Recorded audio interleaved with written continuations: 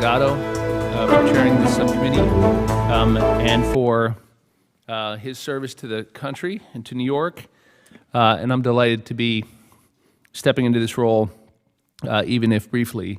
And thank you all for joining me today in that first hearing as chair of the Commodity Exchanges, Energy and Credit Subcommittee, and welcome to the hearing we're calling the Future of Digital Asset Regulation. Today's hearing is a good opportunity to engage market experts at the CFTC, digital asset stakeholders, and academics in a discussion on the effectiveness of current regulation of a continuously evolving digital assets market and how to address regulatory concerns in any future framework.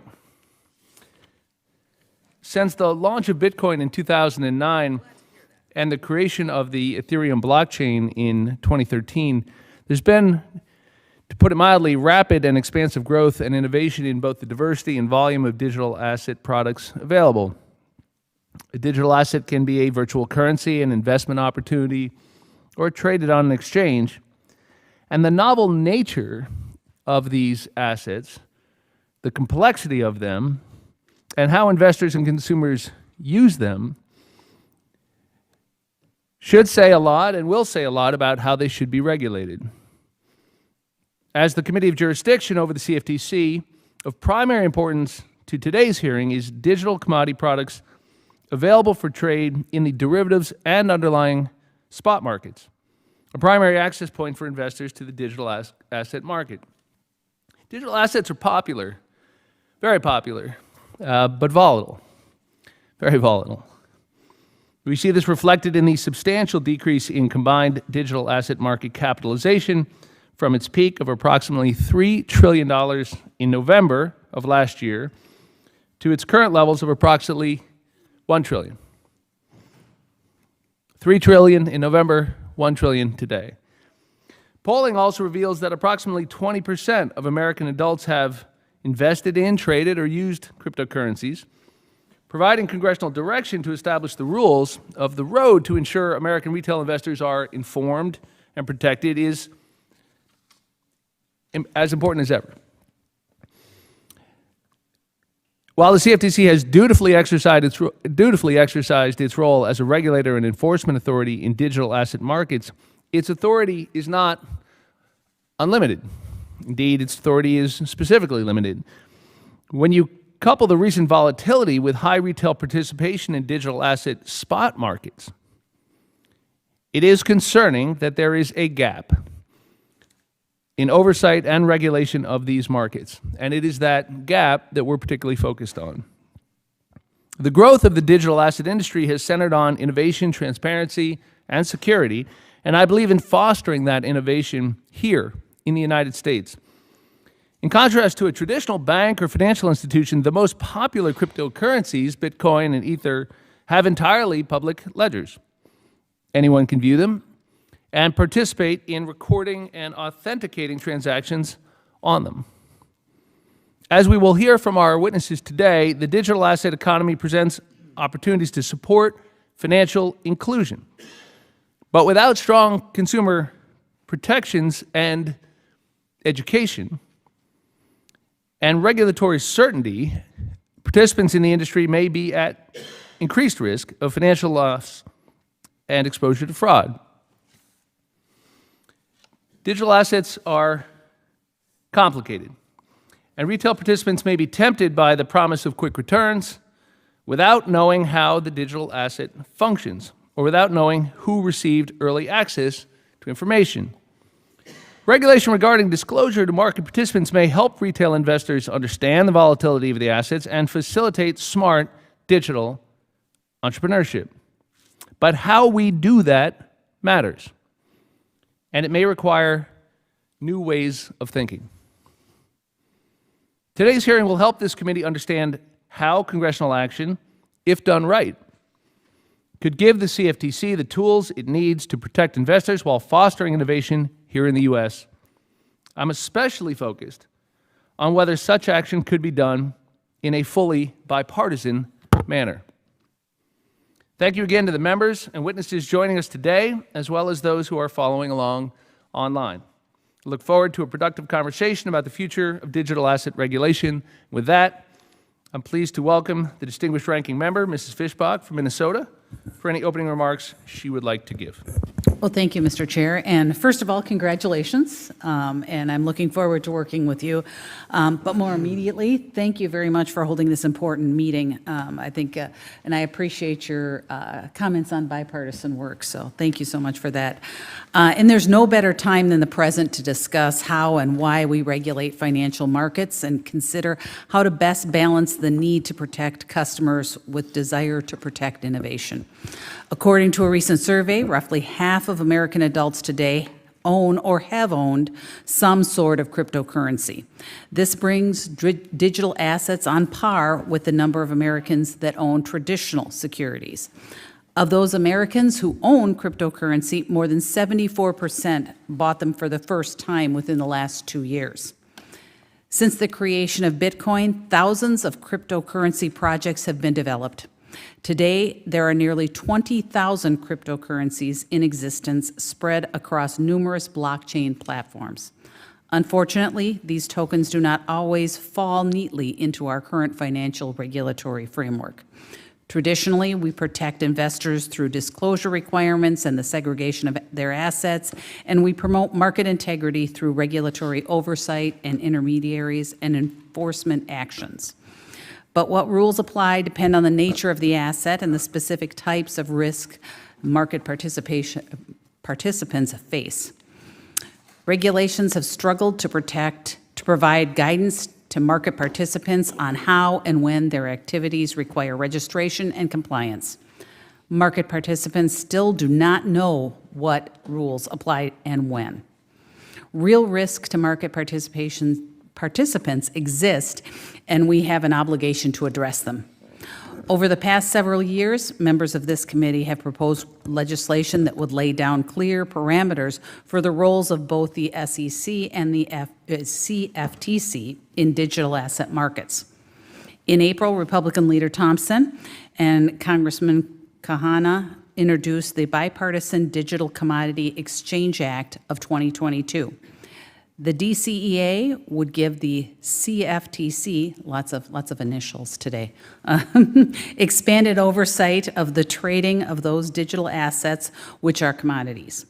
And it would bring certainty to market participants by doing what the regulators cannot, providing legal clarity to market intermediaries and participants. I appreciate the efforts of the CFTC and the SEC they have made to try to fold digital assets into existing framework. But in some cases, particularly for spot digital commodity transactions, the existing law simply lacks the authorities necessary. As the popularity of digital assets continues to grow, it is incumbent upon Congress to speak clearly about how best to regulate.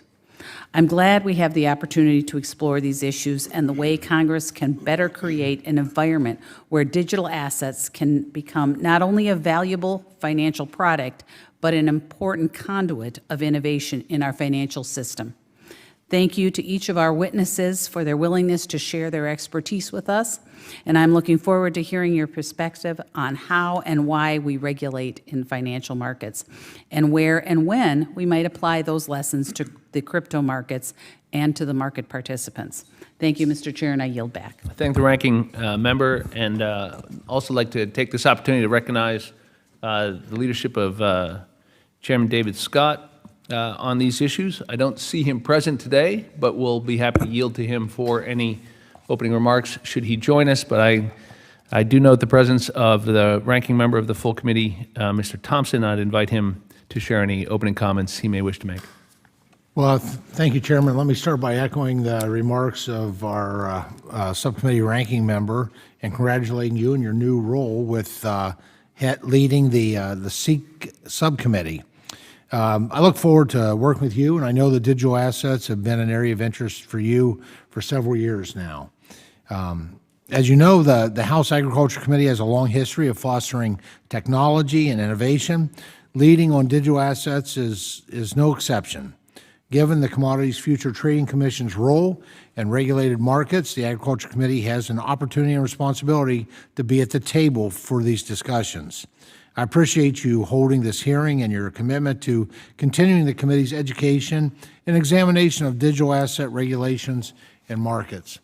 As some may recall, this committee held one of the first congressional hearings to examine digital assets in 2018, which led to subsequent roundtables and conversations focused on how to regulate these novel assets. While these events provided ample education on blockchain and cryptocurrency, we still find ourselves debating foundational questions about how to integrate these markets into our financial system. Over the past month, the carnage in the digital assets has filled our news feeds. Prices have fallen dramatically, projects have imploded, customer funds have been lost or frozen, and billions of dollars in value have been lost. For those who have lost significant sums of money, this sell-off has been a catastrophe. And yet, the promise of cryptocurrency remains. Despite losses, the public's interest in this technology has not diminished.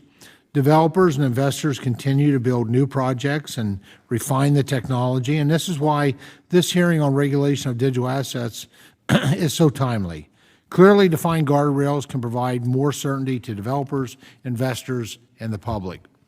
To provide these guardrails, I introduced H.R. 7614, the Digital Commodity Exchange Act, with Congressman Kahana. The DCA offers a framework to bring regulatory clarity to digital asset markets. This legislation protects market participants and builds on the successful system of principles-based regulation already in place at the CFTC. It establishes clear jurisdictional lines between financial regulators, helping to reduce regulatory complexity and clarify existing regulatory rules. And perhaps most importantly, it provides a clear pathway to compliance for those hoping to build the next great innovation with digital assets. The DCA will provide regulators with tools to hold bad actors accountable and help to protect market participants from fraud and market manipulation. Clearly defined core principles will also help establish a better understood and flexible framework to support the creation of new products and meet evolving market demands. Now, we don't yet know all the ways digital assets will be used, but that should excite us, not intimidate us. America has always been a leader in technological innovation and the spirit of entrepreneurship, and we should continue to embrace that spirit. Our committee must continue to put forward innovative ideas and sound proposals in these novel policy areas facing Congress. And I hope we can implement smart bipartisan solutions like the Digital Commodity Exchange Act together. And again, thank you to our panelists for being here today, and thank you for taking the time to come and educate us. I look forward to today's discussion. With that, Mr. Chairman, I yield back. I thank the gentleman. Chair will request that other members submit their opening statements for the record so that we may proceed directly to witness testimony. Welcome, all of you. Our first witness today is Mr. Vincent McGonigal, the Director of the Division of Market Oversight at the Commodity Futures Trading Commission. Our second witness today is Dr. Christopher Brummer, a professor of law at the Georgetown University Law Center. Our third witness is Mr. Jonathan Levin, the co-founder and chief strategy officer of Chainalysis.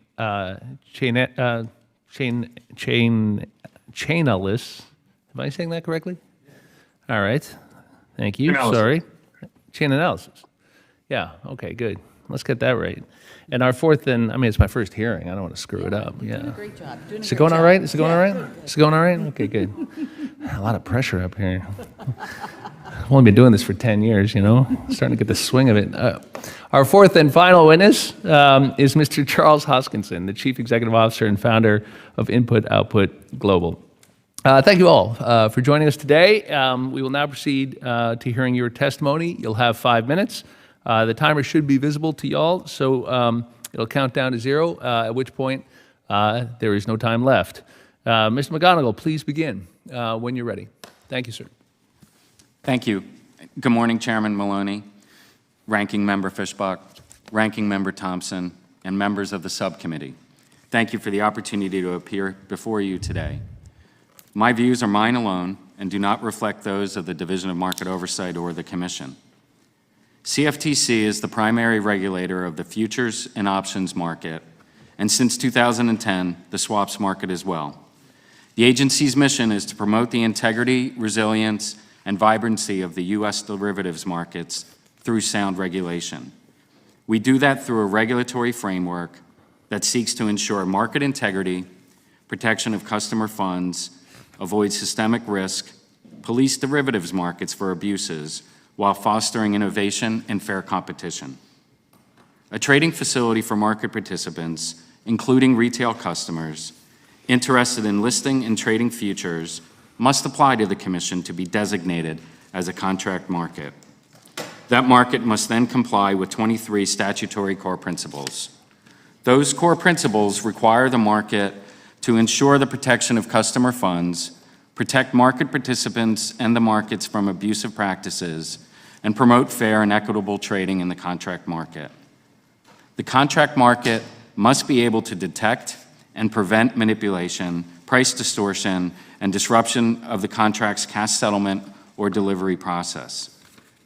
To comply with the system safeguards core principle, the market must establish and maintain a program to identify and to minimize sources of operational risk, including cybersecurity and disaster recovery.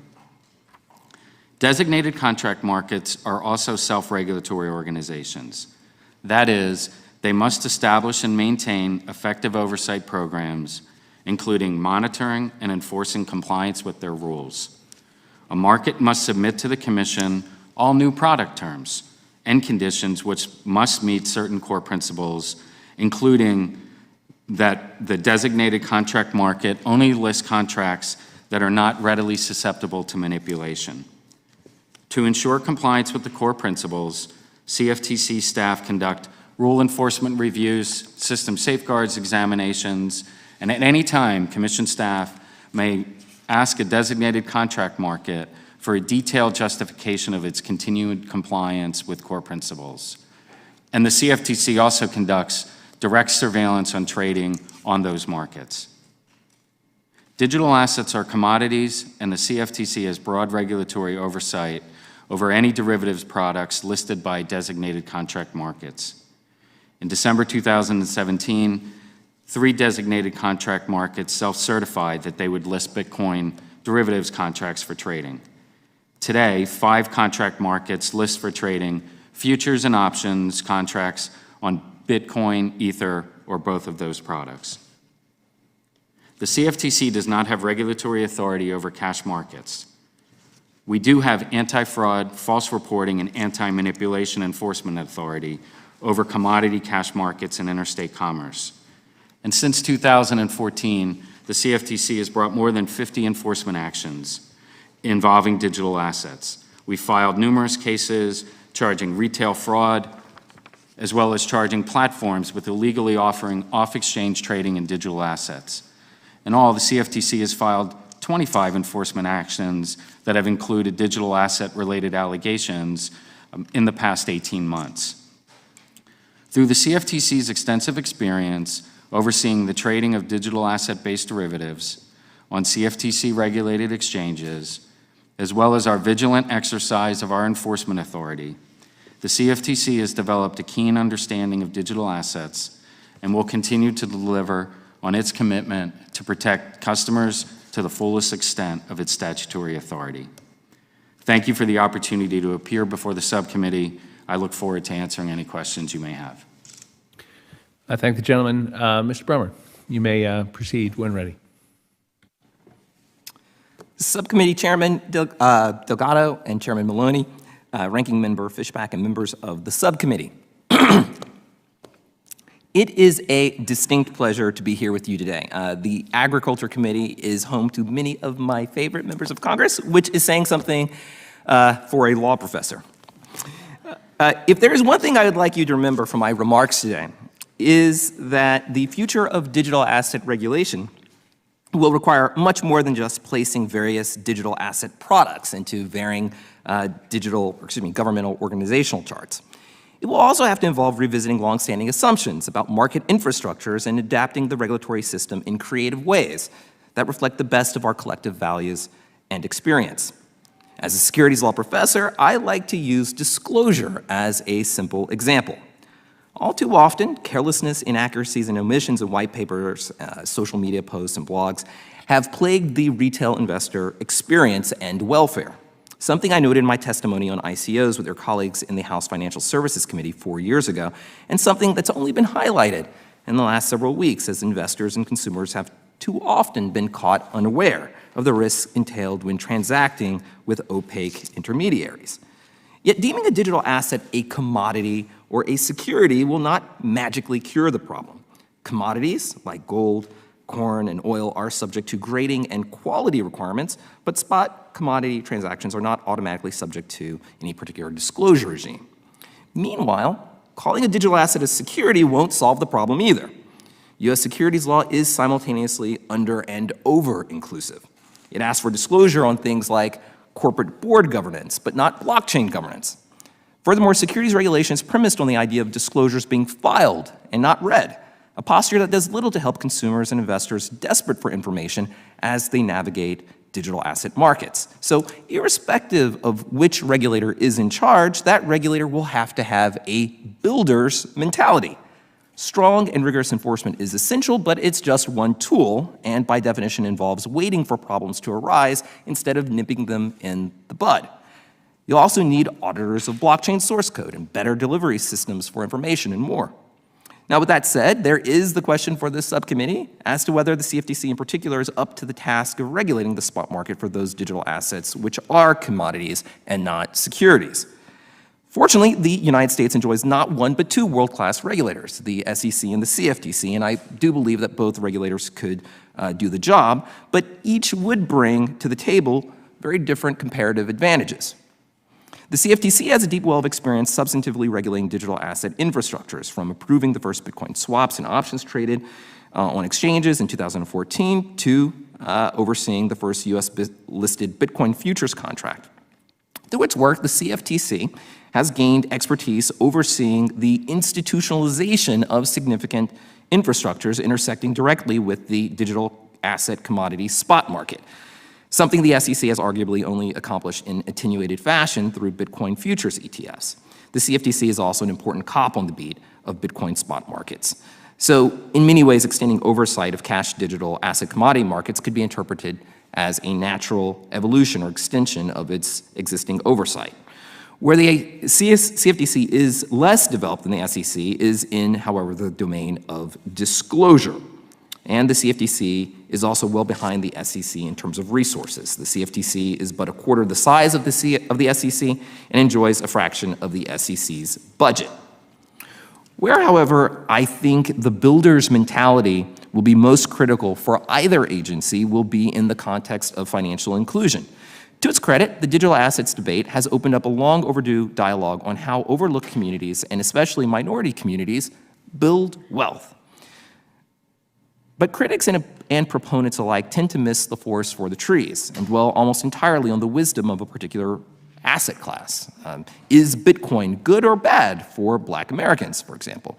Without tackling the larger, thornier issue head-on, how do we ensure communities traditionally left out of our capital markets participate in a meaningful and diversified way over the long term and earlier in a sector's life and economic cycle when value and wealth is created? Moreover, focusing on digital assets as an investment also diverts attention from what is likely the far more relevant question, at least from the standpoint of financial inclusion, namely whether there are parts of the ecosystem's technology stack that can be leveraged to open opportunities for the underserved here in the United States. And in my testimony, I list some of those potential use cases. So thank you very, very much for your time. I am really looking forward to this conversation, and I'm looking forward to your questions. Thank the gentleman. Mr. Levin, you may begin. Thank you. And am I right, sir, that you're joining us from Australia? I'm actually now in South Korea. I'm in Seoul. South Korea. Yeah. Well, thank you for staying up late or getting up early. You may proceed. Thank you, Chairman. Yeah, I like doing things for the first time. So this is the first time that I'm testifying from South Korea. So Chairman Maloney, Ranking Member Fishbach, Ranking Member Thompson, and distinguished members of the committee, thank you for inviting me here today on this important topic. I appreciate that this committee is looking at how to approach market regulation for digital assets. And as has been said previously, this couldn't be more timely. My name is Jonathan Levin, and I co-founded Chainalysis in 2014. I currently serve as our Chief Strategy Officer. I began studying cryptocurrencies 10 years ago through my research as an economist. But actually before that, my career started in commodities, studying the impact that speculators have on the price of copper. Having visited the London Metal Exchange several times, I appreciate how an orderly and well-functioning market that sets reference prices of important commodities is critical to the functioning of our global economy. I think the stakes are as high in the regulation of digital assets. While the internet brought about citizens much closer together in terms of global connectivity, it hasn't given everyone the same economic opportunities that were promised. The cryptocurrency industry provides a new way to conduct global commerce, creating these economic opportunities for people across the world. The entrepreneurial dynamism present in cryptocurrencies allows for innovators and builders to create universal access to financial products that better serve consumers and their data. This technology has the potential to be significant in the US competitiveness in the global economy over the coming decades. An important point that I want to make to members of this committee is that the transparency of blockchains enhances the ability of policymakers and government agencies to detect, disrupt, and ultimately deter illicit activity and abuse in cryptocurrency markets. By examining a cryptocurrency payment made by a scammer, government agencies are actually able to unlock insight into the entire network that is behind this illicit activity and the services that have relationship to that individual. In contrast, in a traditional criminal financial investigation, a similar tip linking an illicit actor to a bank account is just the beginning of a long, extensive process of legal requests and MLAT requests. As with any new technology, cryptocurrency can be used by both good and bad actors. In my written testimony, I outline some of the evidence that we have at Chainalysis about the scams, thefts, and types of manipulation that we have seen. Preventing cryptocurrency from being abused in this way is intricately connected to our ability to unlock its profound potential for our economy. We are in a unique position to help this industry mitigate the risks and in turn increase the potential for a vibrant economy built on this new infrastructure. The transparency provided by cryptocurrency enables unique insights into cryptocurrency markets, including an understanding of market risks that enables surveillance. There is a great deal of data and information available to government agencies looking to understand this space, whereas blockchain and analytics companies like Chainalysis survey and glean insights from transactions that are settled on the blockchain. There is also a lot of off-chain data that can be used to understand market manipulation trends and market manipulation in order books and alert on typologies related to this type of abuse. I make a number of recommendations in my written testimony, but a key recommendation I would like to highlight for this committee is that we should aim to create a stable, regulated market whereby the world looks to the United States for established asset reference cryptocurrency prices, just as they do for many other types of commodities. If America wants to lead in this sector, we must lead cryptocurrency market regulation. The clarification of cryptocurrency market regulator responsibilities would be a very important step for this market and would lend a great degree of order to the market functioning.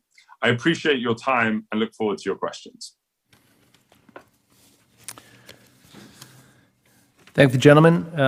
Mr. Hoskinson, please, and chain analysis rolls right off the tongue. Thank you, sir. And Mr. Hoskinson, you may proceed. Hi, everybody. Chairman Maloney, Ranking Member Fishbach, members of the subcommittee, and congressional staffers who work so hard. Thank you for inviting me to testify at this hearing. I applaud the work of this subcommittee, and I appreciate you all taking the time to provide a forum for the blockchain industry. The blockchain industry has grown over the past decade from a small group of uncommercialized volunteer developers, and it was very small, believe me, to a trillion-dollar global economy encapsulating sophisticated engineering, scientific research, publicly traded companies, and millions of users. While our remarkable growth yields significant opportunities ranging from infrastructure security to entirely new economies like metaverses and NFTs, it also has presented new challenges and amplified the existing problems. Our legacy systems cannot handle the rapid movement of value without counterparty risk and require centralized middlemen. Our regulatory tools, risk management systems, and oversight processes were never designed for such speed, scale, and rapid evolution. For example, in just 4 years, our industry has touched concepts ranging from IPOs to intellectual property to completely new business structures called DAOs that are effectively leaderless and jurisdiction-free. Reflecting upon the 20th century, the dominance of the United States has rested upon 3 pillars: our financial services, our technology companies, and our manufacturing capabilities. These industries are rapidly transforming under the demands of globalization, increased competition, new technologies, and our desire to define ESG rules to ensure a sustainable, values-driven global economy. At our core, our industry's technology is about creating distributed ledgers to store information that needs to be transparent, auditable, time-stamped, and immutable. This process enables records of social and economic concerns to be reliable and programmable. For example, as a rancher, I have to deal with water rights, grazing leases, BLM land, and numerous other agreements, contracts, and economic events. Many of these are not digitized, nor are they shared in ways to provide emergent value to policymakers, regulators, and researchers. The consequences of this fragmentation and lack of digitization are a large amount of inefficiency, replication of work, and a lack of access for entrepreneurs and innovators who could build new products and services that would dramatically reduce costs and improve efficiency for all stakeholders. The power of blockchain technology is its universality and permissionless model for innovation.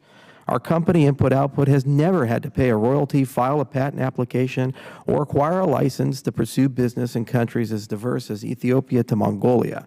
Thus, we have to understand that categories-based regulation that is segregated to the borders of a particular jurisdiction and relies upon centralized actors for reporting and disclosure is unlikely to be effective and, frankly, will inhibit regulation. Furthermore, the Internet's governance, evolution, and innovation aren't controlled by the ITU or some other transnational body, but rather by thousands of interconnected and interdependent agencies and private companies working towards the self-emerging common goals of increased connectivity, capacity, and utility. If we are to discuss how to regulate our industry, protect consumers, and align growth with the realities of modern society, then we ought to have the humility to admit innovation makes specifics difficult. We should focus on principles instead. Blockchains enable the liquidity of value, thought, and commerce at a scale and speed society has never enjoyed before. Instead of predicting the outcome of these new capabilities, we ought to decide on what risks we must guard against, what fundamental rights consumers should have, and how to use new tools for the greatest possible good. It seems prudent to focus on concepts like measuring decentralization, information asymmetries, accessibility of data, and access rather than arguing about jurisdictional bodies or asset categorization. Cryptocurrencies are financial stem cells at their core. They can be nearly any asset and can change over time. Principles don't change. For example, the notion of measuring consolidation and its risks has been an endeavor the United States has pursued and is frankly good at since the Sherman Antitrust Act of 1890. While none of us are personally familiar with life in the 1890s, we'd certainly be comfortable with the intent and concepts behind the Sherman Antitrust Act. Centralization of markets and power seldom leads to good outcomes. I hope we can engage in a fruitful and ongoing dialogue throughout the coming months as the United States debates the regulatory future of the American blockchain and cryptocurrency industry. Like the prior Congresses in the 1990s discussing the regulatory framework for the Internet that led to the rise of trillion-dollar companies, I believe this Congress can achieve great results by working with our industry in a principles-based legislative approach and leveraging our capabilities to innovate and adapt. Thank you all for your time, and I look forward to your questions. Thank you, Mr. Hoskinson. At this time, members will be recognized for questions in order of seniority, alternating between majority and minority members. Members will be recognized for 5 minutes each in order to allow us to get to as many questions as possible. Please keep your microphones muted until you are recognized, especially on the Zoom, in order to minimize background noise. I'll now recognize myself for 5 minutes.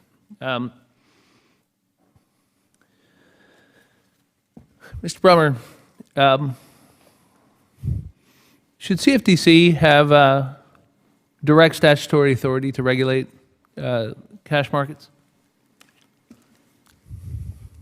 Well, the CFTC, as I said, is certainly up to the job under a certain number of circumstances. Number one, obviously has to be financed and resourced properly. Secondly, and this is really the point of the conversation, all the regulatory agencies have to really have a change in their mindset. I think what you've heard from almost all of the witnesses is that the underlying infrastructure is very different from the infrastructure upon which many of our both securities and derivatives laws are based. And to really adequately oversee these markets, some degree of familiarity with those markets is going to be necessary. So whether or not the SEC or the CFTC, but the CFTC is certainly up to the job. It has certain kinds of comparative advantages, and it's those advantages that should be levered and to build upon those areas like disclosure where it has not traditionally wielded its authority. Right. I'm struck by the line in your testimony where you said it will necessarily involve revisiting longstanding assumptions about market infrastructures embedded in securities and derivatives law and adapting the regulatory system in creative ways that reflect the best of our experience and collective values. What does that mean? Yeah, I mean, it means, for example, that in the securities law context, our entire disclosure system is based off an assumption that issuers have non-public information that other expert actors don't have, and so therefore you need to make sure that that information is available to them, and it kind of trickles down to your retail investor.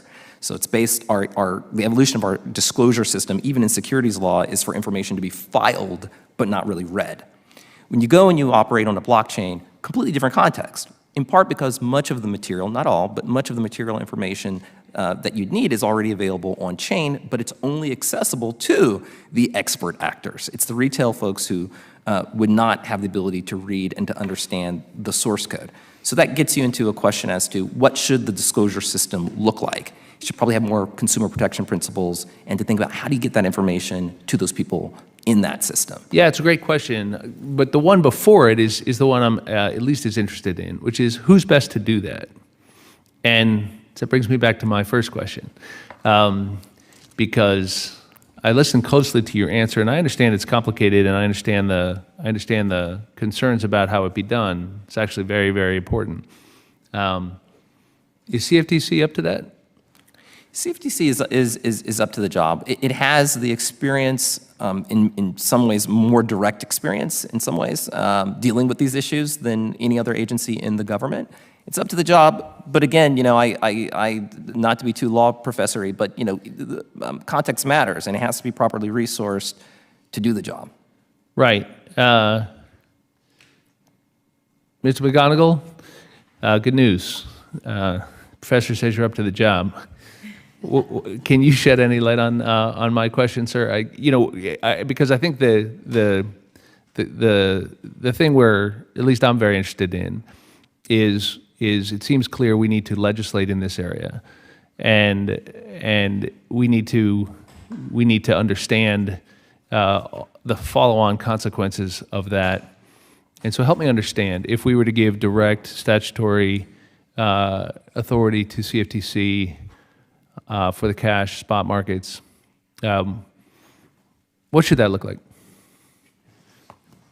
Thank you, Chairman. I appreciate the question. You know, at CFTC, we're a markets regulator. We think about how individual market participants from all aspects of, say, the production and user chain might access our markets in order to hedge risk or manage risk exposure. So interesting compared to the professor who was definitely spending some time thinking about like how the commodity could be used. CFTC thinks about how individuals are interested in the change in value of that commodity or digital asset, how that transaction or how that interest in that change in value can be regulated. And that's what our system of regulation is meant to accomplish. We look at market participants that are interested in trading value, and they're doing that in a centralized marketplace where there's price transparency, where they have execution certainty, they are able to get the product, the interest that they want, and they're able to do that in a safe and secure manner. Isn't the critical wrinkle here that there's more speculation in the spot market with digital assets than there would be with the traditional commodity, and aren't you guys better set up for that? So for sure, when you see in the commodity, in the spot market, there's a significant interest of speculative interest, also on a leverage basis, so putting a little money down. Retail. Right. At the retail level. Exactly, and trading significant funds with significant risks. And in a regulated market space, we have the opportunity, again, talking about disclosure obligations, to help inform those customers about this is the type of transaction that you're getting into, and making sure to the best we are able to facilitate customer protection. So they understand the risk and they're prepared to accept those risks, and we're also have safeguards in place to protect those assets to the extent we're able. All right, well, thank the gentleman, and if we have time for a second round, I'd be particularly interested in the subject Mr. Brummer opened in terms of the innovative ways we have to think about this, given the differences between this and what we've traditionally dealt with. Pleased to recognize the ranking member and to extend to her the same time allotment that I consumed. Thank you very much, Mr. Chair. And I can't not comment on Mr. Brummer saying it's hard for him not to be too law professory. So when I was a law student, there's a lot of law professory stuff going on. So I appreciate it. But I was more struck by the fact that he said we're his favorite members of There you Congress go. and of any committee, but I'm a kid from Arkansas. go right ahead. But turning back to a little bit, the chair was asking a little bit about the CFTC, and I just wanted to ask Mr. McGonigal, you know, the CFTC is often referred to as a principle-based regulator. Could you tell us a little bit about what that means generally and your experience with that approach as it's been applied? Yes. Thank you. The question around principled base articulates that there are 23 core principles for designated contract markets that basically sets up the system of obligations that the entity has to comply with in order to list products for trading on our designated contract markets.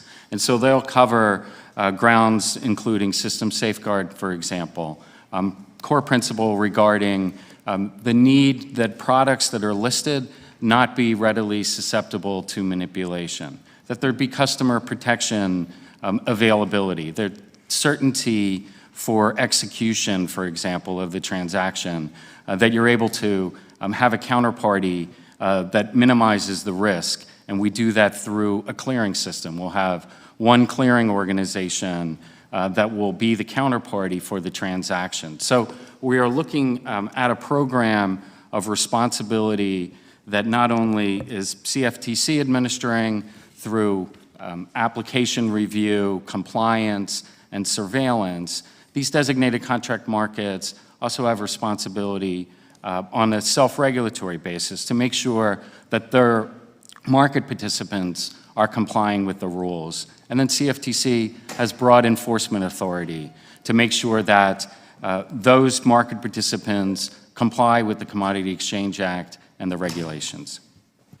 Thank you. And maybe just, I've heard criticism about the CFTC, that it's a permissive, light touch regulator. And would you agree with that? And if not, could you tell us some of your personal experiences why that criticism is unfounded? Absolutely. So at CFTC, we strongly value our enforcement program. A strong enforcement program supports market integrity and customer protection. If people know that the rules of the road are supposed to be followed and that there is going to be a swift and strong response, that encourages compliance activity. So while we have a comprehensive regulatory framework, we also have a very strong enforcement program. As I mentioned in my opening remarks, we filed 50 cases on digital assets. We brought those cases starting in 2014. We're looking at fraud, pump and dump manipulation, illegal contracts that are being offered to U.S. customers, not only within the U.S., but from entities outside of the U.S. If there is a violation of the act or the regulation, the CFTC has strong enforcement authority to deter that misconduct.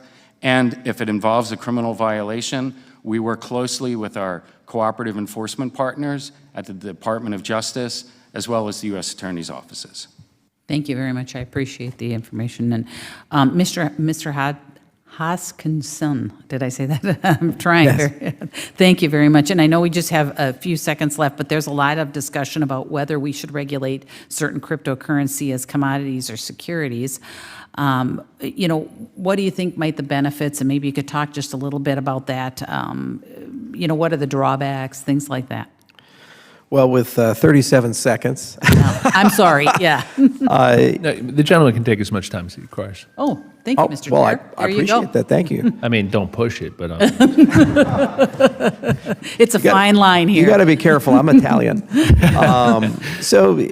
When you look at cryptocurrencies in general, I've always viewed them like financial stem cells. They're kind of more fundamental than a particular category, like a currency or a commodity.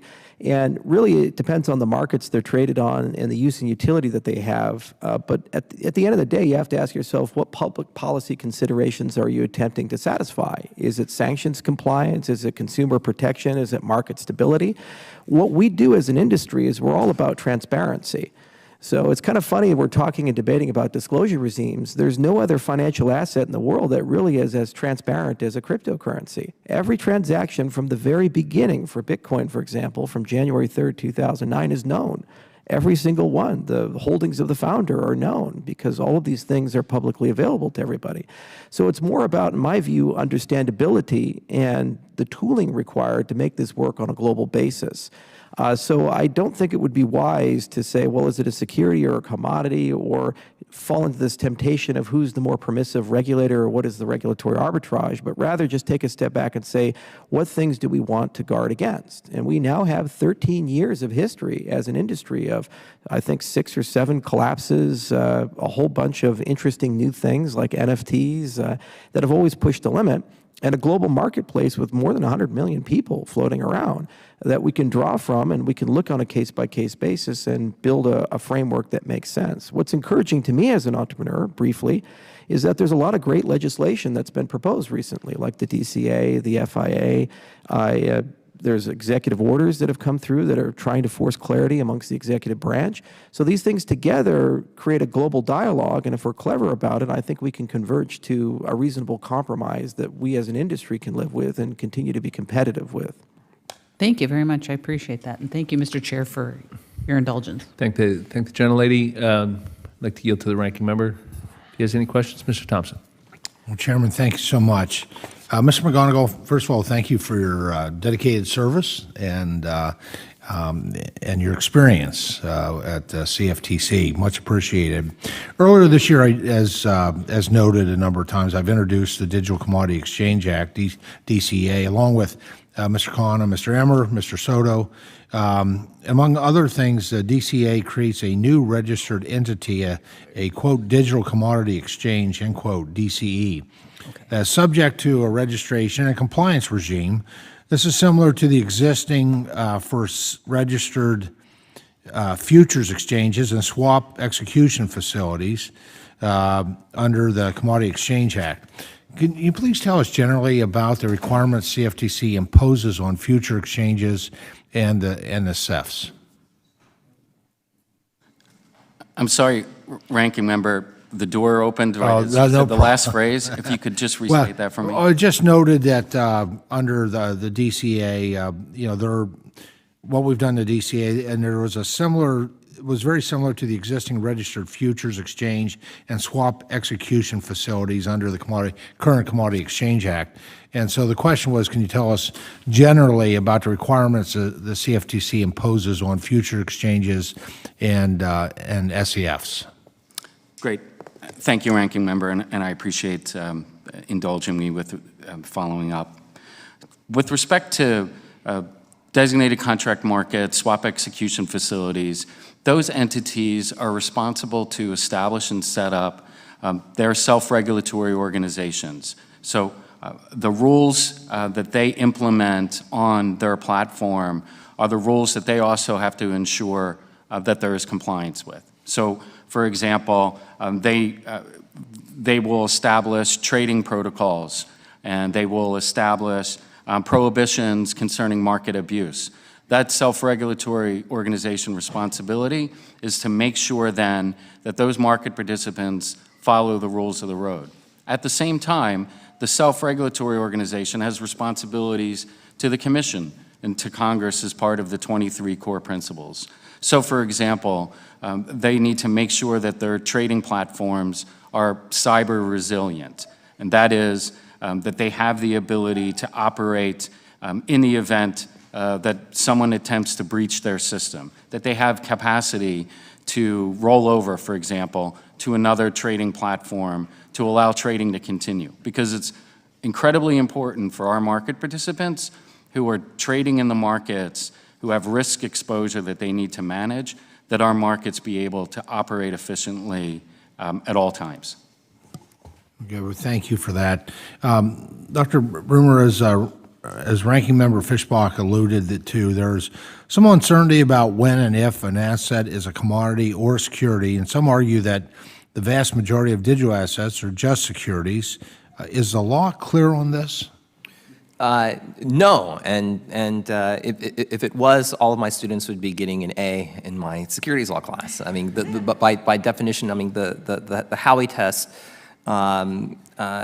leads to some clarity in some instances, but in others, obviously, there's ambiguity. In part because each of the prongs of the Howey test, the SEC case that sort of defines when you have a security, are very much intended to be sort of contextually based. And whether or not you may know that there's an investment of money, but when are you relying on the efforts of others? What does that actually mean in a digital context?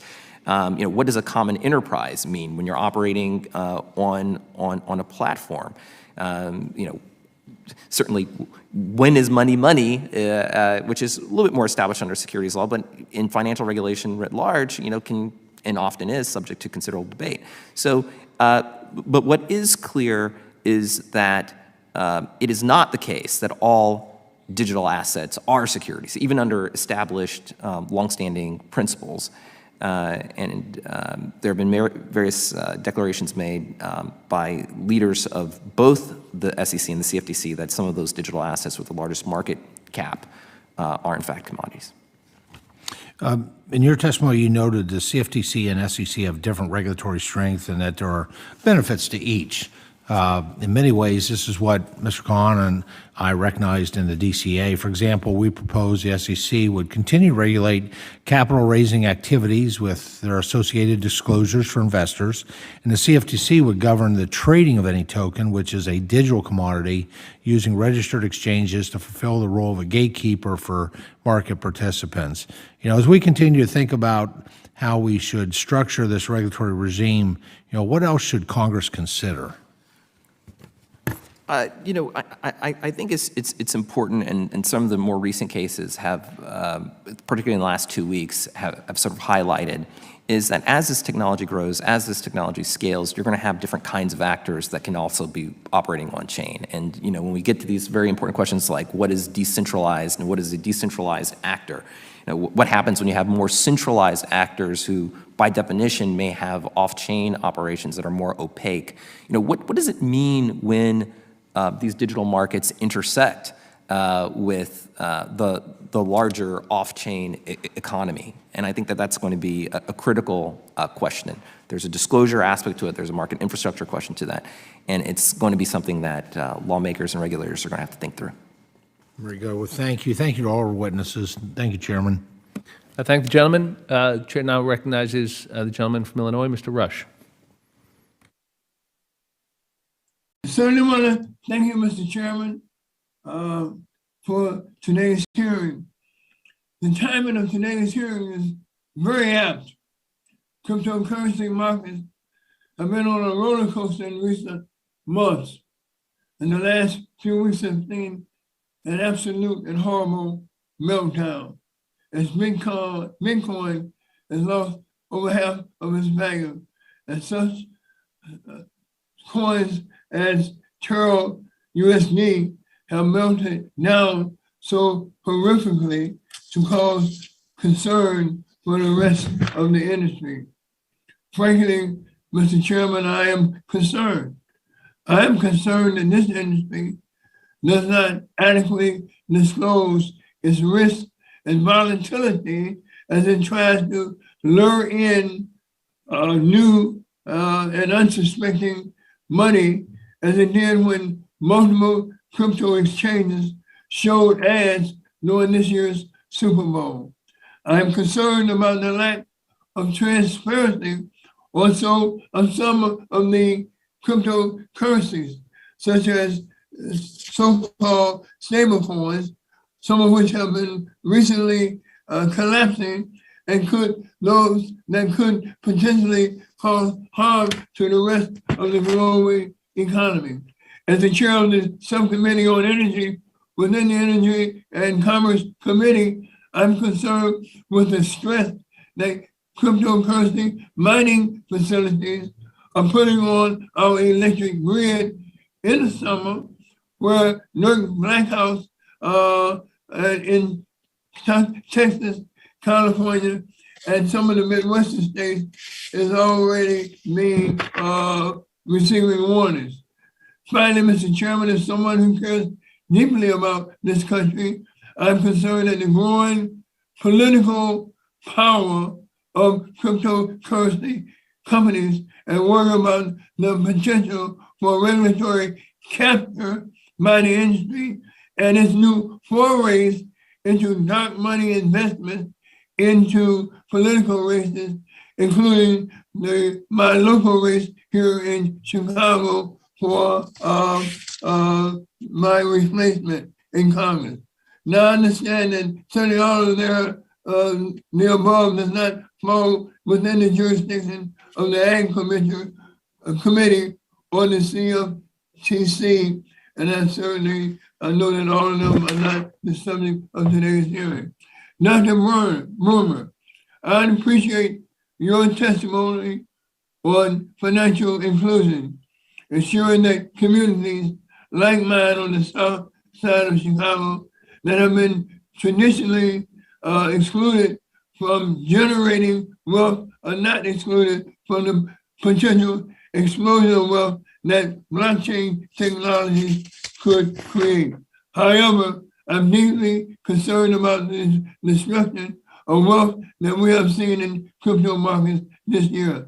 How do we prevent these markets from preying on overlooked and vulnerable communities, Dr. Bruner, and prevent those communities that have been robbed of so much from having their wealth further stripped by financial vultures and that illuminate overhead? Yeah, that is an excellent question, and like you, this is something I've shared with many of the country's regulators, particularly with the state regulators around the country. One of the primary challenges with the question of disclosure and the degree to which Black and brown communities are preyed upon is that the degree of complexity in any kind of financial instrument, whether or not it be cryptocurrency or CDOs from 2008, complexity introduces the opportunity for vulnerability. And the question that all of our regulatory agencies are going to have to face, and this is getting back to this mindset question, is understanding that disclosure, particularly where you do have large numbers of retail investors, that the way in which you think about disclosure is going to have to be rethought, and both because of the complexity of the financial instrument and the kinds of assumptions that our regulatory space has traditionally made. I do think that the industry itself is going to have to face some challenges as well. As this industry scales and it seeks both new customers but also new kinds of ideas, it's going to have inputs from much broader sources of society. People from between the coasts, minority communities, are all going to have to participate more. I think it's good on a number of levels. Number one, I think to the degree to which you have more sort of different kinds of people participating in the product design, you're going to be able to reach use cases that are going to be much more applicable to a broader slice of the public. I think that when you have people from different backgrounds largely helping to think through the technology, there's a natural green shoot that comes from the consumer protection space. People sort of talk about what's required, frankly, for a real democratization of finance, and if you want to get some of the benefits that blockchain technology professes, opportunities like decentralized identity or opening up the credit box through decentralized credit scoring, closing the costs or reducing costs on mortgages, or figuring out new kinds of compliance systems for MDIs and minority depository institutions. You have to have more brain power involved in different kinds of perspectives. And I think, again, when you have those people participating in the room and in the design and in the strategy sessions for these companies that are still, figuring out how they diversify their operations, that's going to be a critical piece to really speaking to the very real threats and challenges that are out there when vulnerable communities intersect with anything that is inherently complex. Gentleman's time has expired. Chair now recognizes Mr. Balderson from Ohio. Thank you, Mr. Chairman. And thank you to all the witnesses for being here today. A common theme that I've heard when meeting with stakeholders in this space is that they believe the CFTC is the best position to assume oversight of spot markets for digital assets. Chairman Maloney touched on this, but I would like for you all to expand on it. I'll start with you, Mr. McGaggle, but if any witnesses have thoughts, please feel free to share them. Do you agree that the CFTC is well suited to oversee spot markets for the digital assets? And what authorities, if any, does the CFTC need to assume regulatory authority over digital spot markets? Thank you, Congressman. Certainly the way that digital assets are being traded in the cash market today very strongly resembles how digital assets are traded as a derivative. And what I mean by that is where there's an interest in the change in the price of a particular commodity, and so there's trading around that interest. That is an area that CFTC... Gentleman will suspend. Chair just reminds members to mute, please, if you're not on camera or speaking. Thank you. Gentleman may proceed. Thank you. So CFTC has a comprehensive oversight with respect to applications for contract markets, compliance by contract markets, surveillance of activity on those contract markets. And I think all of those concepts, as well as the enforcement piece that I spoke about earlier, all those concepts relate to trading that's occurring in digital asset spot markets. With respect to the regulatory authority, I understand and appreciate that there's a lot of thinking around possible regulatory structures. I will point out just quickly that, following Dodd-Frank, CFTC received statutory authority with respect to swap execution facilities. And there was a determination by Congress to articulate core principles 15, similar in scope and kind, to the core principles that we have for designated contract markets. The Commission then entered into an extensive public comment period where we took the guidance that we had from Congress with respect to implementation of those core principles and set forth our proposed rules concerning trading on platform focused on transparent market transparency, as well as clearing obligations and some dealer responsibilities. So not intermediary oversight like we have currently in DCM space, but that would be something that would be important for evaluating the digital asset spot complex. Thank you for that answer. Would anybody else like to add on to the question? Okay. I'll take a bite at it. All right. Perfect. Thank you. I am not a securities lawyer or an expert on regulations, so take it with a grain of salt. But I don't think it's a question of, as I mentioned before, who is more permissive or who's less restrictive. It's more of a question of efficacy. And when you look at commodities, commodities are intrinsically decentralized. So I grow hay on one of my farms, and I didn't have to ask permission. There's no central hay agency. We're not the Soviet Union. We don't regulate things that way. And then suddenly when I cut it and I sell it, it enters into a global marketplace. Now that marketplace has rules and principles and protections, and there's a retail component. People feed horses. And then there's certainly an industrial component. So if cryptocurrencies are truly decentralized and that actually is a real thing, then it does make sense to embed that into a framework that's designed for things that are intrinsically this way. And you have to look out for cartels, market manipulation. You have to look out for where global actors try to come in, like China or others, and take over a market like they're trying to do the lithium markets. But that's a very different type of notion than a security in that respect. So my view, the most effective thing that can be done over the next 12, 24 months is to have a really good notion of what is decentralization and what are the factors that produce that. And if it gets past a certain threshold, it makes a lot of natural sense to regulate things like a commodity as opposed to a security. And if they don't, well, then it's very obvious who has the disclosure requirement. Well done. So thank you for your answer. Mr. Chairman, with the lack of remaining time, I'll yield back. Thank you.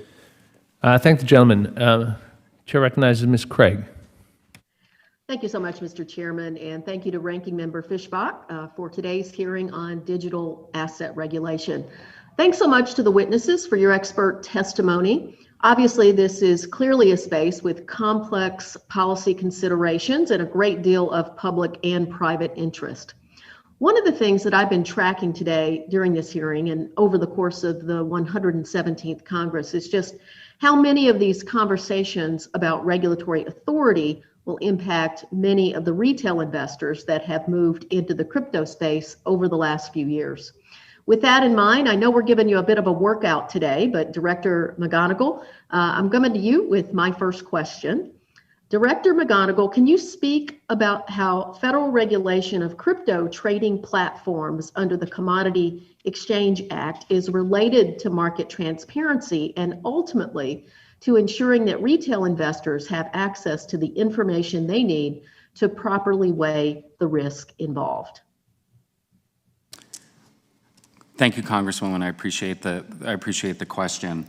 In thinking about spot markets, say in particular, and overlap of an issue that we are focused on for derivatives products, deals with the concept or the prospect around leverage, an understanding by the individual investor, particularly where that individual investor is a retail participant, that they know and appreciate the risk of trading, while there may be good upside for putting, say, 50 cents down and having a dollar's worth of a position, there's incredible downside if the market moves against your position. So at CFTC, we're focused not only on market integrity, that we want to have a centralization or a place where market participants can come together and understand what the pricing is, but we also look to have a system of intermediary oversight that focuses on retail market participants, say in particular, with a disclosure regime that informs those market participants sort of based on who they're dealing with. So for example, if it's a commodity trading advisor or a commodity pool operator, that the risks of that trading strategy are disclosed, as well as associated fees. Those are disclosed. That that individual market participant understands how their funds are being protected or utilized at a futures commission merchant, for example, that those funds are segregated, and how those funds can also be protected, for example, in the event of a bankruptcy. So we do look for execution certainty as well as customer protection as part of our regulatory regime, and I think that's helpful to the dialogue here. I don't want to take up too much more time, but just I've been listening here for quite a while, and I hear you saying that your agency has the capacity and the expertise to take on any additional regulatory role in this digital asset space. Is that what I'm hearing from you today?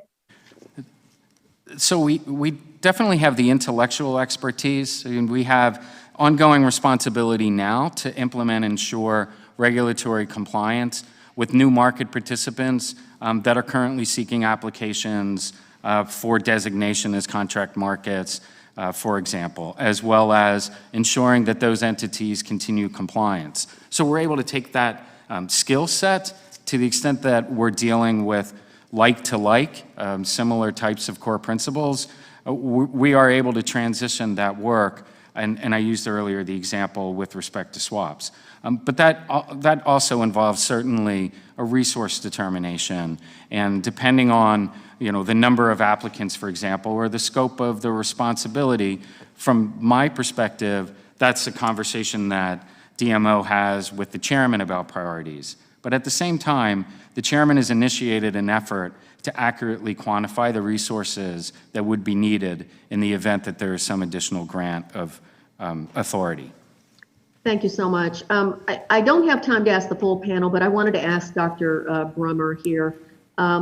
In the time I have remaining, can you give me your assessment about how the principles-based approach of the CFTC does or doesn't fit with the dynamic nature of the digital asset space now? That's an extraordinarily good and important question, and I think Thank you. I'm a technology expert, but I just need to press the red button. So, I think that is an important and critical question, in part because one of the comparative advantages, one of the really interesting features of the derivatives regulatory framework is precisely because of the special relationship between the exchanges, the DCMs, and the commission, whereby you can exercise various levels of granularity in terms of oversight, while at the same time leveraging the self-regulatory capacity of these exchanges to keep up with the innovation. And so I do think that that is one interesting and important feature, particularly in a space that is constantly evolving, and where the rulemaking is going to have to be very agile. So that is something that I look to as a potential comparative advantage. Thank you so much, Dr. Brummer. And seeing that I have exceeded my time, I thank the chairman and yield back. Thank the gentlelady. Gentleman from Florida, Ms. Kama. Well, thank you, Mr. Chairman and Ranking Member Fischbach. I appreciate all our witnesses for being here today.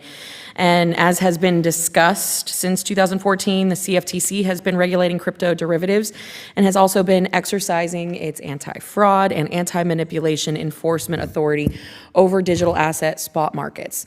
The agency clearly has extensive experience overseeing digital assets, including futures, which retail users have been trading through a direct access model. Now, Mr. Brummer, isn't it the case that several exchanges registered with the CFTC today offer retail traders the ability to directly access exchanges without a broker, including through ICE, Eris, and Kalishi exchanges? It is true to my knowledge that yes, that there are some direct.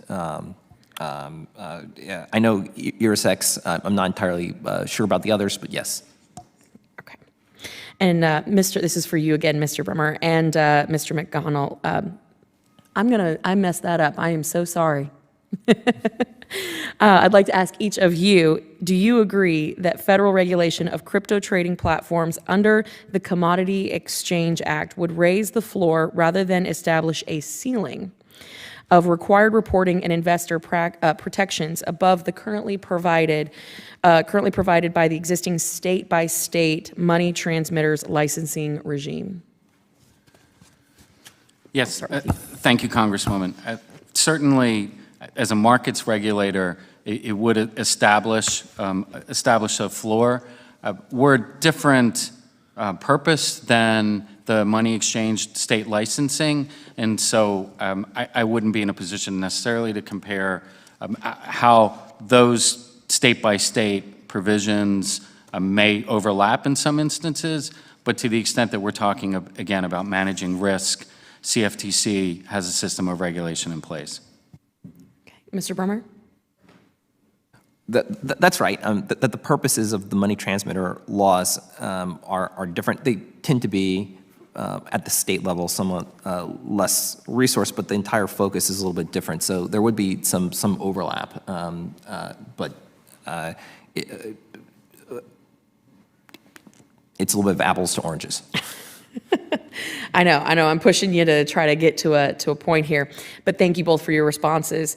Mr. McGonigal, how does the CFTC's expertise and experience regulating complex derivatives markets translate to crypto markets? Thank you again, Congresswoman. The CFTC offers the opportunity for multiple market participants to come together to execute transactions where there is price transparency. Individuals who are trading in the market understand the product that they are trading, and they understand the price and volume for how they are trading that product. There are also rules in place with respect to how those customers possibly are entering their transactions on the market. And what I mean possibly, and you alluded to earlier, to the extent that they're going through an intermediary, that there is additional protections available to a retail market participant, including the types of risk disclosure and segregation and protection of assets. And then ultimately, the transactions go to a clearing facility, and centralizing that clearing facility minimizes the risk that you may see currently in spot platforms, for example, who do not have centralized clearing, instead are exposed to individual counterparties. Thank you for that. I appreciate it. And one last question, since I've got about a minute left. I understand that you all have been working closely with the SEC on exchange regulation in this space.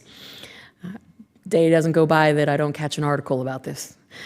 Regarding this coordination and cooperation, how productive are these discussions to coordinate going, and how are they going? And do you see any concerns or gaps in the current conversations with SEC that still need to be addressed? Thank you, Congresswoman. I guess I was reflecting on. Are you sure you want to say thank you? I was reflecting on the 25 years with CFTC. In my experience, we have a long-standing relationship, yes, particularly on enforcement, but also on regulatory matters. We talk all the time. We need to talk, and those conversations are always productive. Are there any gaps that you see? As between the two agencies, We understand where our jurisdictions come together. We discuss when they overlap. In physical digital assets, the regulation is we currently, we don't have regulatory authority over those products. Thank you. Gentleman's time has expired. Ms. Custer, and I will remind the members that we do have a fourth witness who's up in the middle of the night in Asia. We haven't forgotten about you, Mr. Levin. The perils of being on Zoom. Ms. Custer. Thank you so much, Mr. Chairman, and thank you for our panel being with us, especially you, Mr. Levin, joining us from South Korea. I will have a question for you. We're in the midst of a brave new world of digital asset trading. Our committee has given this issue worthwhile attention because of the role that the Commodity Futures Trading Commission has and will continue to play in regulating this trade. As more and more Americans invest in these assets, it's imperative for Congress to keep up as we regulate and oversee the digital realm, just as we do with more established markets. As we've all seen recently, Bitcoin, the most popular cryptocurrency, has badly tumbled in the last few weeks and lost more than half its value in 2022 so far. Clearly, no marketplace is immune from severe vulnerability and uncertainty, be it Bitcoin or Wall Street. But we do need to assure digital markets are operating above board and that they're secure and that investors have access to the information they need to fully understand the risks they're undertaking. With that in mind, I'm going to focus my questions on consumer protection as it relates to digital assets. And going to you first, Mr. Levin, thank you for being with us from South Korea. Could you speak to how prevalent risky cryptocurrency exchanges are, such as those that lack know your customer rules, may have criminal ties, or may be connected to the dark web? Thank you, Congresswoman. And yes, this is exactly what Chainalysis focuses on, is mapping all of the different participants that actually facilitate transactions in cryptocurrencies. And to your point, we have seen over the last few years, exchanges in offshore jurisdictions actually used to facilitate the laundering of proceeds from things like ransomware. And so, OFAC has taken action to designate certain of these exchanges like SUEX and ChadX as cryptocurrency exchanges that have facilitated that. I think that does speak, though, to the ability for us to focus the discussion here on how do we appropriately equip a market regulator with overseeing the venues that we think should form the reference prices for these commodities and ensure the orderly functioning of markets. And also, we've seen Treasury take necessary action to enforce rules around AML across the board internationally as well. And that's been very clear in sort of the actions that Treasury has taken. So let's delve into that. Director McGonigal, you mentioned in your testimony, since 2014, the CFTC has brought more than 50 enforcement actions against digital asset markets for issues like fraud, manipulation, and false reporting. Could you speak to how the investigation process works at CFTC? And do you feel there's more authority or certainly financial support you may need from Congress to strengthen CFTC's enforcement role? Thank you, Congresswoman. I appreciate the question. When it comes to enforcement authority, the CFTC has very broad and strong authority. Our anti-fraud, anti-manipulation authority, as you mentioned, it extends into the physical market. So where we have brought cases involve all manner of misrepresentations, pump and dump schemes that are manipulating prices. You had a comment about Bank Secrecy Act or anti-money laundering. We brought cases where entities have a registration obligation with CFTC and because of the products they were offering and did not seek registration and also violated AML provisions. We also look at fraud in the context of illegal contracts. So for example, if it's a leverage contract that doesn't result in the delivery of the actual physical currency within a period of time, that falls within CFTC's anti-fraud authority, and it's treated as if it's a futures contract. And can you elaborate on how these crimes work?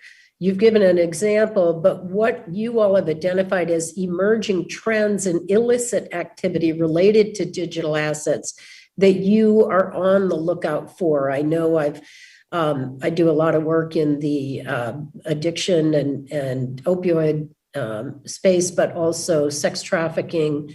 And it looks like my time is up, so we'll have to see if we can beg the chairman's indulgence for your response. The gentleman may proceed. Yes, thank you. And say in particular, the attraction to leverage so that, sort of get rich quick because individual investors are at 50 to 1 leverage, for example. Like that is a significant risk concern. We also see digital assets where they may not be the subject of the fraud, but they're the payment mechanism in connection with other fraud schemes, like, for example, Forex fraud that CFTC has jurisdiction over. Excellent. Thank you. Thank you, Mr. Chairman. I yield back. Gentleman's time has expired. Mr. Feenstra. Excuse me, Mr. Scott. Psych. Sorry. Thank you, Mr. Chairman. Am I right, Mr. Scott? I think I got that right. I apologize. I had to step out. I had a meeting in my office with constituents, but I'm going to start with you, Mr. McGonigal. This isn't, it's not corn, it's not gold, it's certainly not dollars, and there are a lot of questions here. One is if the U.S. is going to regulate, then it's CFTC versus SEC. Some have suggested even a new agency. Then there's the how, if you do that, and then there's the who do you regulate. So my understanding is there are 20,000 approximately cryptocurrencies in the world worth about $3 trillion. Is that close? Give or take $1 trillion on a day on the values, but somewhere around 20,000 currencies. I mean, the question I have, 20,000 currencies, CFTC, how many people work at the CFTC today? Yeah, thank you, Congressman. Several hundred. Several hundred. So you would be talking about, if they gave up everything that they're currently doing, you're talking about, 100 cryptocurrencies a person. My point is, it's not possible to regulate all of these currencies. It's just not. And so then the question becomes who? And I mean, is it that we're going to have a value if the currency reaches a certain dollar figure that all of a sudden we're going to regulate it? I'm interested in any comments that any of you may have on, of the 20,000 cryptos, how you determine who should be regulated. Well, one of the powers of our industry is the fact that regulation can become algorithmic.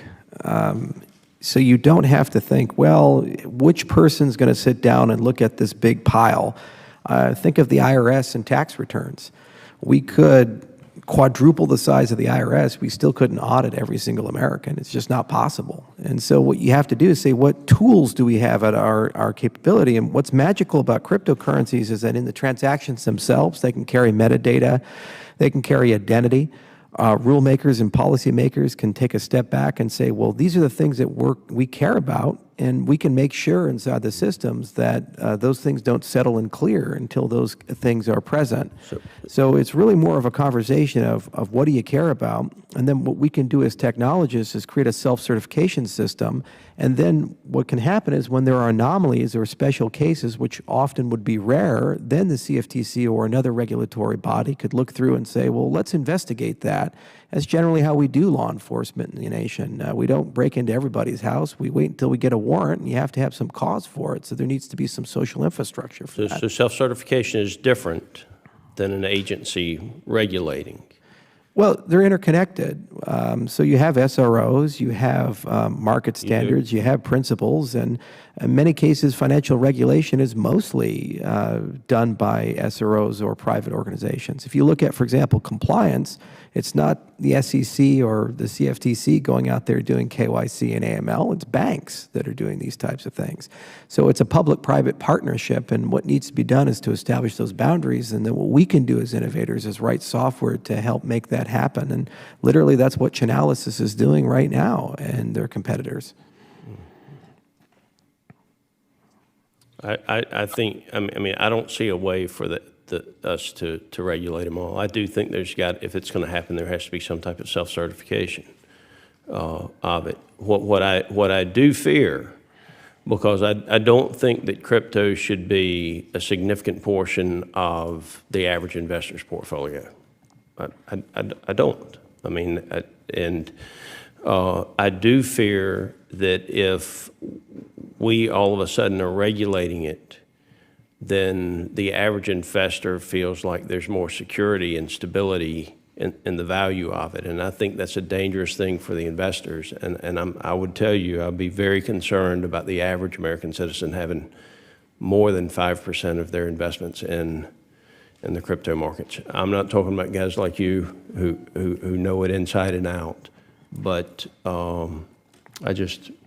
I've expressed my concerns. I appreciate your comments on the self-certification. I do think that's a path that we need to be considering. And with that, Mr. Chairman, I'll yield the remainder of my time. I appreciate the gentleman yielding his 3 seconds. Mr. Feenstra is recognized. Thank you so much, Chairman Maloney and Ranking Member Fischbach. It's great that we're having these discussions today, and it's so important. Digital asset market regulation is critical. Mr. McGonigal, in addition to the requirements that apply to all CFTC regulated futures and derivative exchanges, would the CFTC require additional authority from Congress to promulgate additional crypto-specific requirements if the CFTC were to be given primary regulatory authority over digital asset trading platforms by Congress? Yes, Congressman, we would need additional regulatory authority. Yep. And what go down that path. What are you looking for?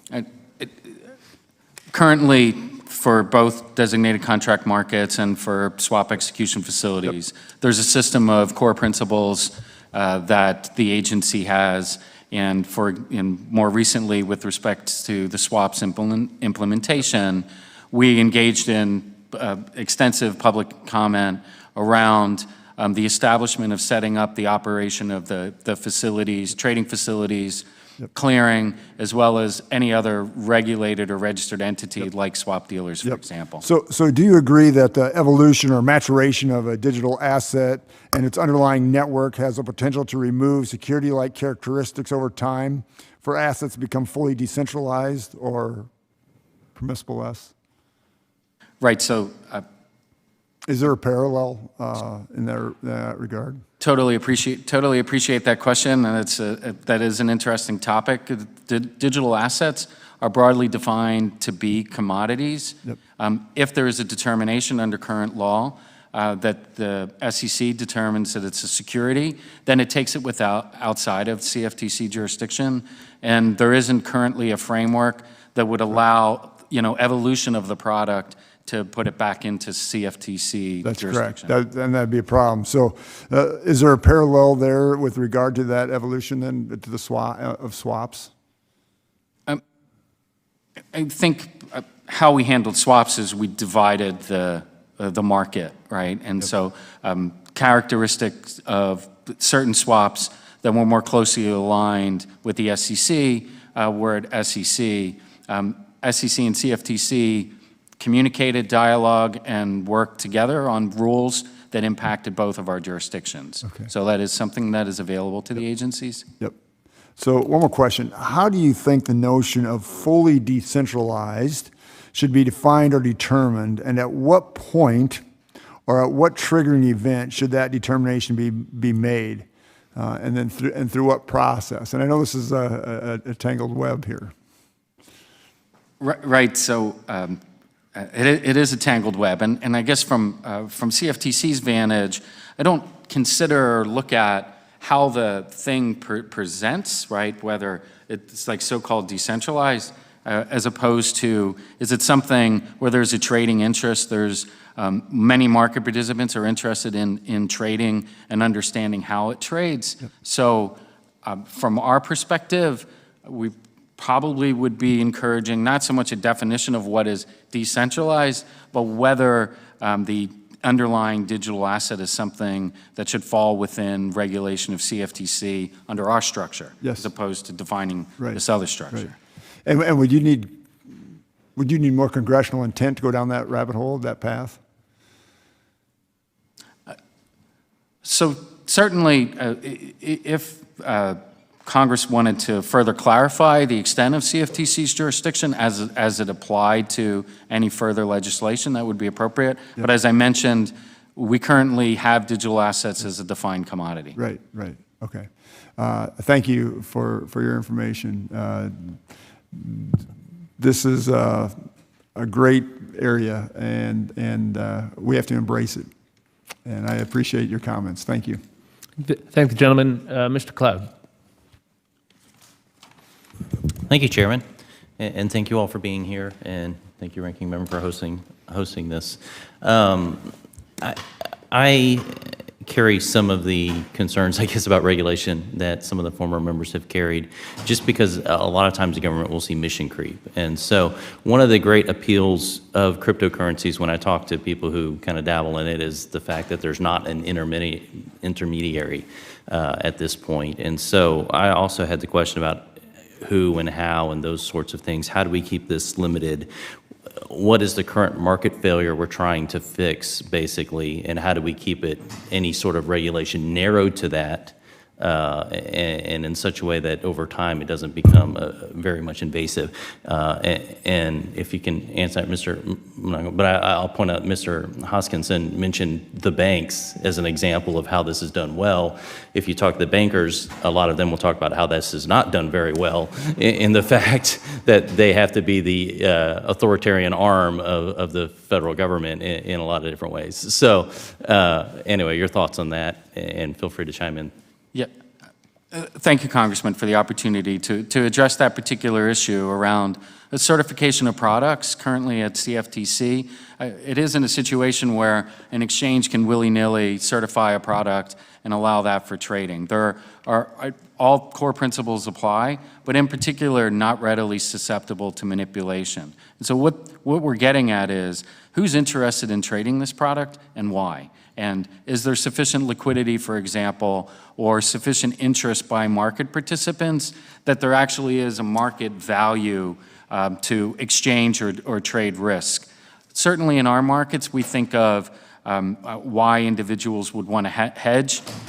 They're producers, farmers, end users, and they have an interest in the actual underlying commodity. But we also see interest in cash-settled contracts, these financially settled obligations. And I think that under our current system of regulation, we have an ability to winnow out activity or contracts that don't provide a market value. Any of you want to speak to that, or have another question to move on to? Sure. Can I comment on the KYC AML side? Sure. I don't think anybody's doing KYC AML well, and nobody wants to be a data broker. It's pretty crazy what's going on right now. I'm a big believer that you have to understand what private industry has been doing over the last century or so. If you look at Google, you look at Facebook, you look at these companies, they're more than companies. They don't just go and make sprockets and cars or something and they compete in a fair market. They're ending up getting a lot of control and power over foundational resources. So if we look at the prior centuries, like Standard Oil, it got control over the energy industry. And then we said, boy, that's probably not a good idea. We should do something about it. Now when we look at Google, Facebook, these other companies, they've gained so much control over information, thought, speech, and other foundational resources, hosting. They actually can define an entire marketplace and decide who gets to compete and who doesn't. It's relevant to cryptocurrencies in the blockchain industry because at the end of the day, it's the liberation of those resources. That's what we're really doing here. To separate the wheat from the chaff, we're talking about a resource-based economy. And the point of decentralization is saying that maybe nobody should be in control of our freedom of expression or commerce or association. So that requires a fundamentally different way of interfacing with those marketplaces, different way of handling identity and compliance. I only have a minute, handling... so if I can Sure. jump in here. The fact that you're talking about big tech, I think, is very interesting in this, because you also mentioned that one of the features of regulation is that we can use algorithms now. That's Yet right. we've seen them use algorithms to limit people's freedom of speech and to do all these other nefarious things. So if we give the government that power, especially, you know, as the Federal Reserve is looking toward creating a digital currency potentially, and we already have banks being thrust upon them to enforce ESG scores. And in China, we see where those ESG scores suddenly become personal scores on individuals. It's not a far step technologically, and in the way we see some of the agencies working right now to begin to target those algorithms toward Right. people and their personal habits and their spending. So how do we compete economically on the world stage without threatening the privacy rights of Americans going forward? Because this is a very dangerous slope if not handled correctly. Yeah, I couldn't agree more. I'm deeply concerned by social credit, deeply concerned by some of the proposals for CBDCs, because you can have transactional discrimination against any ethnic group you want or any political philosophy you want.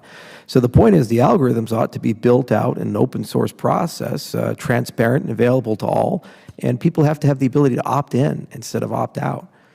So the power of our industry is we didn't have a government agency or some central actor say, oh, here's cryptocurrencies. It was the tireless work of millions of people, many of which never met each other, around the world, coming together voluntarily and building a new economy worth trillions of dollars. That's the way we ought to think about it, not how do we create some government agency or how do we create some central bank or central algorithm that'll control everything. And then you ask yourself about the outcomes you desire. So it's clear that there's been some problems over the last 13 years, and we're working our way through that. But at the same time, we have created value for millions of people, and we shouldn't lose that sight. Gentleman's time has expired. Thank the gentleman.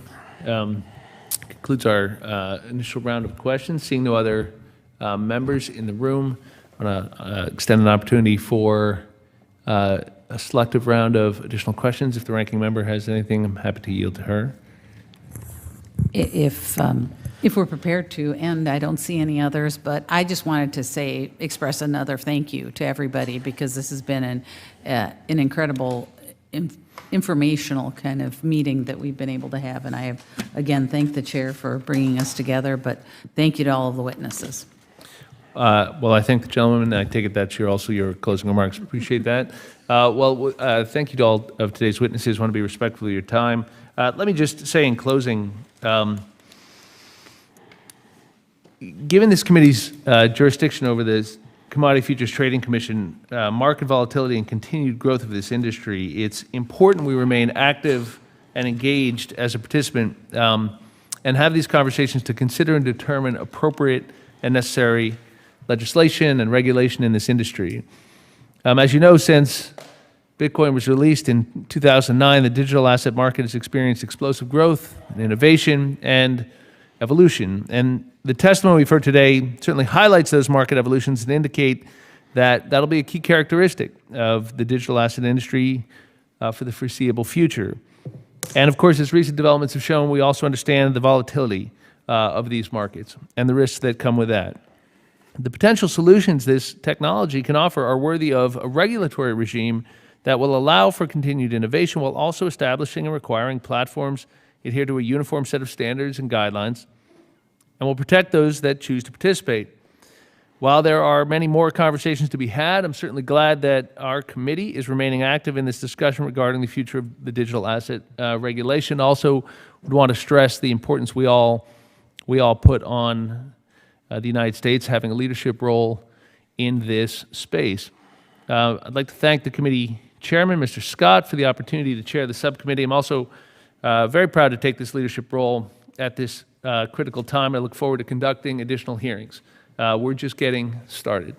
And of course, would be eager to hear additional relevant testimony here at the Commodity Exchanges Energy Credit Subcommittee. I want to thank the Ranking Member Ms. Fischbach for joining me today. Thank particularly our witness in Asia for getting up late. And with that, the committee stands adjourned. Excuse me, I have to do one other piece of housekeeping, I believe, which is to tell you that under the rules of the committee, the record of today's hearing will remain open for 10 calendar days to receive additional material and supplementary written responses from the witnesses to any questions posed by a member. And with that, this hearing of the Subcommittee on Commodity Exchanges, Energy and Credit is adjourned. Thank you very much. Excellent job. Yeah, I did not anticipate that.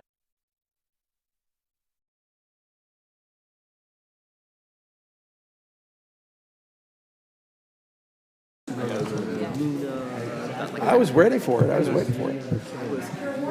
You were great. You were great.